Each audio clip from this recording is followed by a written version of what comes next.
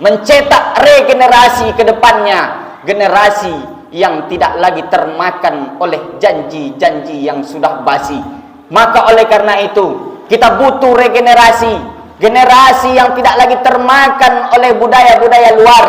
Apa kata Bung Karno? Kalau penjajah itu datang dari luar, mudah bagi kita untuk mengusirnya. Tapi kalau penjajah itu datang dari dalam, itulah yang sangat sulit untuk melawannya. Sekarang apa yang terjadi? Penjajah itu datang bukan dari luar. Penjajah itu datang bukan dari Belanda dan Jepang. Penjajah itu sekarang datang dari negeri kita sendiri. Penjajahan ekonomi, penjajahan moral dan akhlak, penjajahan seluruhnya sekarang terjadi. Terlebih lagi bagi regenerasi anak muda, generasi bangsa yang akan datang. Mereka hancur dan rusak bukan dengan senjata api, mereka hancurkan bukan dengan peluru, tapi mereka hancurkan anak-anak kita dengan kecanggihan zaman. Regenerasi kita rusak otaknya karena handphone, rusak otaknya karena obat-obatan terlarang, hancur otaknya karena narkoba. Mereka ingin melenyapkan regenerasi ini. Kalau regenerasi ini tak terselamatkan, kalau regenerasi ini tak bisa kita selamatkan, bagaimana nasib bangsa kita 20 sampai 30 tahun yang akan datang?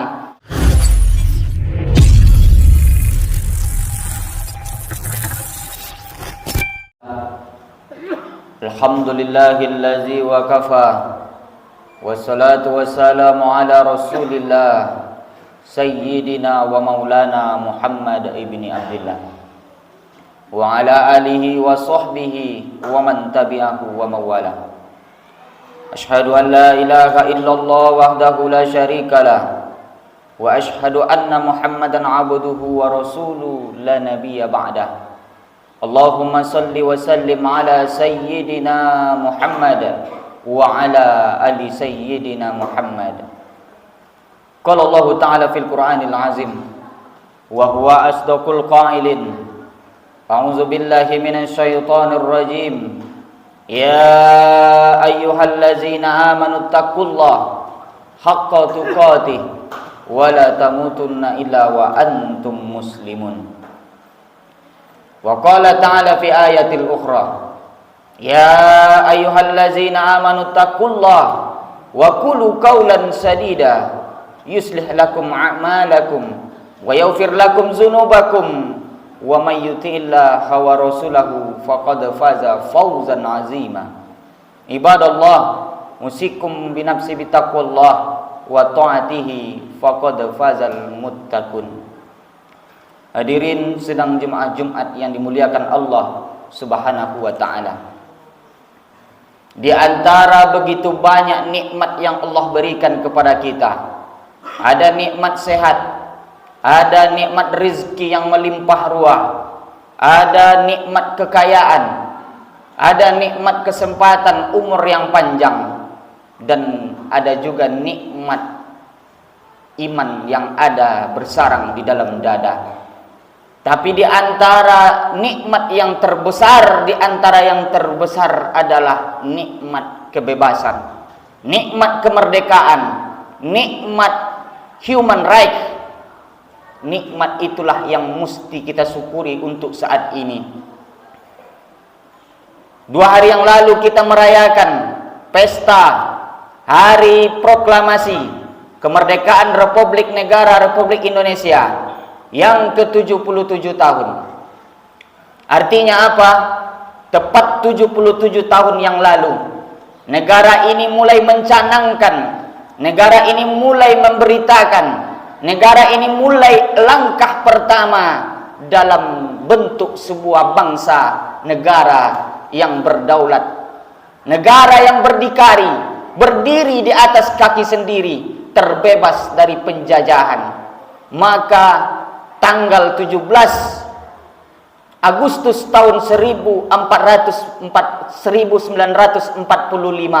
tepat pada hari Jumat, pada bulan suci Ramadan, hari yang baik, Sayyidul Ayam, bulan yang baik, bulan Ramadan, bulannya Allah Subhanahu wa ta'ala.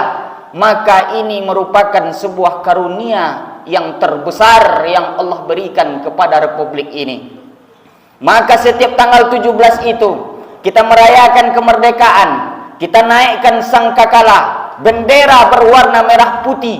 Merah darah kita, putih tulang kita. Merah artinya keberanian, suci, putih artinya kesucian. Maka di antara nikmat yang terbesar itu adalah nikmat kemerdekaan yang telah Allah berikan kepada kita. Maka Allah Subhanahu wa taala tidak menuntut banyak dari apa yang diberikan kepada kita, melainkan yang Allah minta dari kita adalah rasa syukur atas nikmat yang telah diberikan Allah kepada kita semua. La in zakartum la azidannakum. Siapa yang bersyukur atas nikmat yang telah diberikan Allah, maka niscaya akan Allah tambah. Tapi sebaliknya, wala in kafartum inna azabillahi syadid. Barang siapa yang kufur, barang siapa yang ingkar, barang siapa yang tidak mengakui nikmat Allah Subhanahu wa taala, maka tunggulah azab Allah yang bersangat pedih.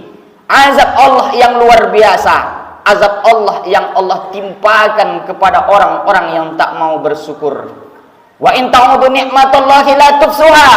Kalau kau ingin menghitung nikmat Allah, berapa banyak seluruh daun-daun yang ada di atas muka bumi ini, kau jadikan sebagai kertas untuk menulis nikmat Allah. Berapa banyak ranting kayu di atas muka bumi ini, kau jadikan sebagai pulpen untuk menulis nikmat Allah. Dan seluruh air yang ada di atas muka bumi ini, kau jadikan tinta untuk menulis nikmat Allah. Tetap di ujung ayat Allah katakan, la tufsuha, kau tak akan pernah bisa. Karena nikmat Allah itu tidak ada tandingan dan bandingannya kepada kita. Cuman sayangnya kita manusia selalu menganggap nikmat itu remeh, temeh, enteng, sepele saja. Cuman kita manusia menganggap nikmat itu sewajarnya. Nikmat yang kita dapat itu hal yang wajar. Nikmat yang kita dapat itu adalah hasil dari jerih payah kita. Tapi kita ingat bahwa itu adalah campur tangan Allah. Itu adalah atas kuasa Allah. Kita ini manusia biasa, tak ada kuasa, tak ada daya. La haula wala quwata illa billah.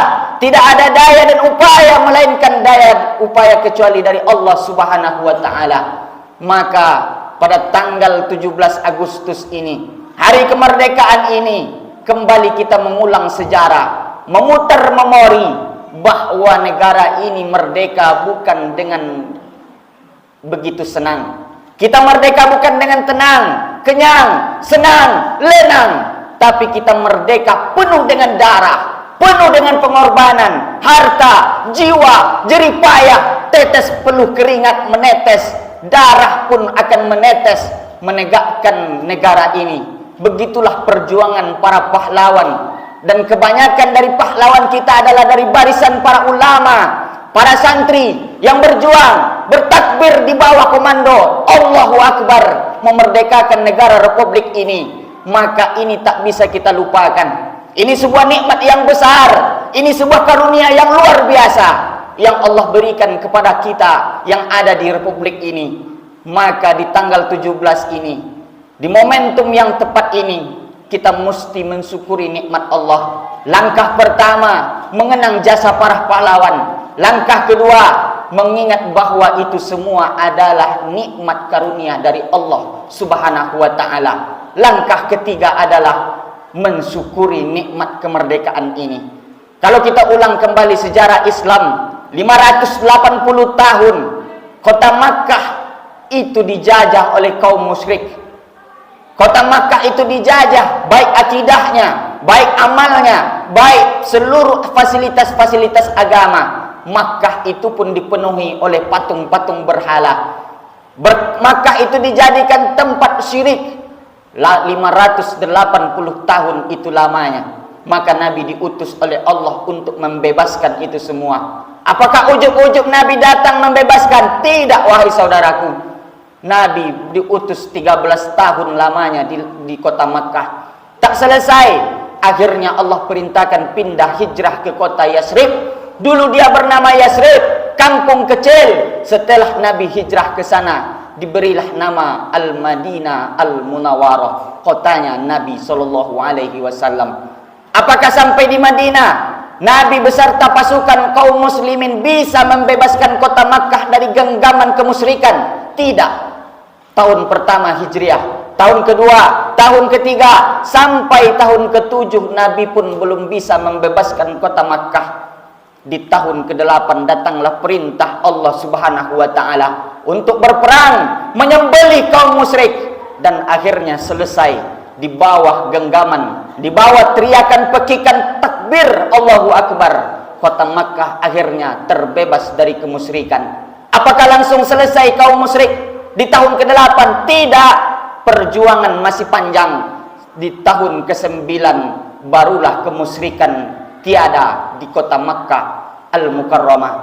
Begitulah perjuangan Nabi SAW. 13 tahun di kota Makkah, ditambah 9 tahun di Madinah, barulah kemusyrikan, penjajahan, genggaman kaum musyrik kepada orang-orang Islam yang ada di kota Makkah baru selesai. Artinya apa? Perjuangan itu tidak sebentar. Perjuangan itu bukan ujuk-ujuk.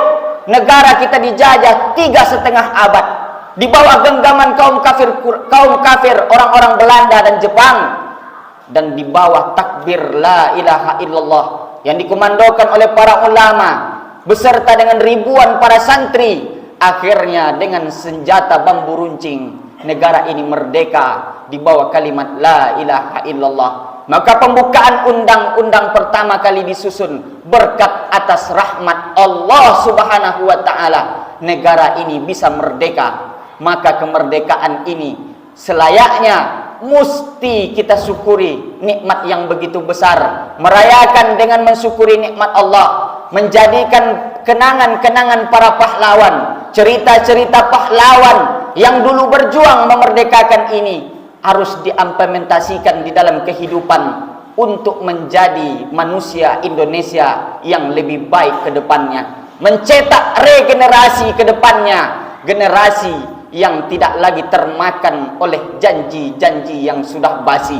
Maka oleh karena itu kita butuh regenerasi, generasi yang tidak lagi termakan oleh budaya-budaya luar.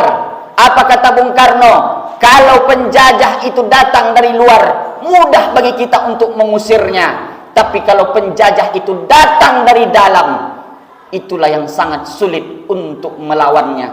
Sekarang apa yang terjadi? Penjajah itu datang bukan dari luar. Penjajah itu datang bukan dari Belanda dan Jepang. Penjajah itu sekarang datang dari negeri kita sendiri. Penjajahan ekonomi, penjajahan moral dan akhlak, penjajahan seluruhnya sekarang terjadi. Terlebih lagi bagi regenerasi anak muda, generasi bangsa yang akan datang. Mereka hancur dan rusak bukan dengan senjata api mereka hancurkan, bukan dengan peluru, tapi mereka hancurkan anak-anak kita dengan kecanggihan zaman. Regenerasi kita rusak otaknya karena handphone, rusak otaknya karena obat-obatan terlarang, hancur otaknya karena narkoba. Mereka ingin melenyapkan regenerasi ini. Kalau regenerasi ini tak terselamatkan, kalau regenerasi ini tak bisa kita selamatkan, bagaimana nasib bangsa kita 20 sampai 30 tahun yang akan datang? Maka syukurilah nikmat kemerdekaan ini, isilah nikmat kemerdekaan ini dengan seperti hal-hal yang lebih bermanfaat. Berapa banyak kita lihat hari ini orang merayakan kemerdekaan lomba yang tidak mendidik, lomba yang tidak ada pemahaman sejarah di dalamnya, tapi kadang dibalutlah lomba itu dijadikan berupa maksiat dan dosa, dibalut sebagai hari kemerdekaan. Ini yang sangat kita sayangkan pada hari ini. Jangan sampai kita dijadikan Allah seperti kaum Mudor, kaum yang dulu kehidupannya mentereng, bermandikan uang. Allah tuliskan itu di dalam Al-Quran, dalam surat An-Nahl ayat 112. Wa daraballahu masalan qaryatan kanat aminatan mutmainatan. Allah umpamakan satu contoh negeri yang dulunya aman dan tentram. Ya'tiha rizquha ragadan min kulli makanin. Rizki tumbuh dari segala tempat datang melimpah ruah kepada mereka. Tapi apa? Fakafarat, mereka kafir dan ingkar atas nikmat Allah. Lalu Allah turunkan kepada mereka azab berupa lapar dan haus. sehingga mereka merasakan begitu pedihnya azab Allah akibat dari perbuatan mereka. Jangan sampai negeri kita ini menjadi negeri keduanya para kaum Mudhar, negeri yang gemah ripa laut jenawi, tongkat dan batu jadi tanaman, apapun bisa menjadi kekayaan kita. Tetapi hari ini berapa banyak orang yang mati kelaparan, berapa banyak orang yang menjual diri karena lapar, berapa banyak orang yang menderita karena lambung lapar, susah makan, padahal kita tinggal di negara yang kaya raya. Ini artinya apa? Berarti kita belum merdeka secara hakiki, tetapi kita merdeka secara tampak oleh mata saja. Artinya kitalah yang akan mengembangkan ini ke depannya melalui regenerasi yang kita cetak untuk lebih maju di masa yang akan datang. Tapi pada hakikatnya kemerdekaan ini adalah karunia Allah yang sungguh luar biasa. Kemerdekaan ini sungguh luar biasa. Maka tak lain dan tak bukan banyak-banyak mensyukuri nikmat ini. Pertama, mensyukuri bil lisan, yang kedua bil qalbi, dengan hati, dan yang ketiga bil arkani, intisalu nawamirillah wa yajtanibun nawahi, menjauhi mendekati perintah Allah, menjalankan segala apa yang diperintahkan Allah, menjauhi segala apa yang dilarang oleh Allah Subhanahu wa taala. Mudah-mudahan negara kita, bangsa kita, bahkan agama kita akan tetap selalu ada di atas muka bumi ini sampai dunia berakhir, sampai dunia kiamat. Insya Allah semua ini akan selalu terjaga dengan syarat selalu kita berdamai, selalu kita bersatu, selalu kita mengembangkan apa yang terjadi, karena semua ini akan tercipta dengan adanya kebersamaan. Kebersamaan tidak akan tercipta tanpa ada persatuan, dan persatuan tidak akan pernah tercipta tanpa adanya rasa kasih sayang di antara kita. Maka oleh karena itu, mamfil ardi, berkasih sayanglah kamu di dunia, maka Allah akan memberikan kamu tempat untuk berkasih sayang di dalam surga bersama Sayyidina wa Maulana Muhammad sallallahu alaihi wasallam. Barakallahu li wa lakum fil Qur'anil azim wa nafa'ani minal ayati wa zikril hakim. Fataqabbala minni wa minkum tilawatahu innahu wa huwal ghafurur rahim.